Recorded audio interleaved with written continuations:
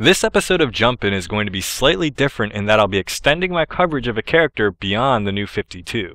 This particular iteration of Batwoman, Kate Kane, is relatively new in the DC universe, and as a result, it's pretty easy to get caught up with her story from the very beginning. So we're going to start with Elegy.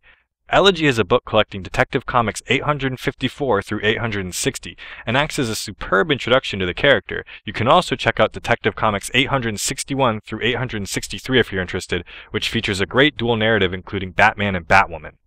After this, I'd suggest tackling issue 0, and by that I mean the first issue 0.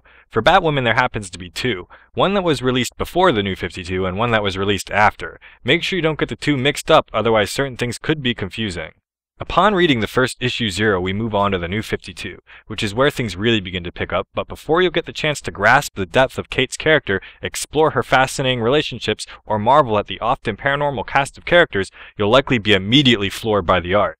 J.H. Williams III raises the bar for artists everywhere with his unparalleled approach to imaginative paneling and his clever artistic juxtaposition of Kate's world versus that of Batwoman's. To say the least, his work on Batwoman is an exquisite visual delicacy. It's easy to sing this book's praises because these enchanting aesthetics come supplemented by an equally well-managed character. Kate Kane possesses what is, perhaps, one of the most enthralling and authentic origin stories I've read in years. As we all know, logistically, it's not easy to be Batman. It requires years of specialized training, access to a veritable arsenal of tools, and a history wrought with enough pain to reinforce one with a truly unwavering resolve. I won't be spoiling any of the details, just know that you'll find yourself doubtlessly believing in Kate. As Batwoman, she's bold, cunning, and typically depicted as being far more brutal in regard to physical violence than other members of the Bat family, which is justly explained by the nature of her training. As Kate Kane, she's a complex, multifaceted character that embodies a plethora of admirable qualities tempered by relatable human vulnerabilities.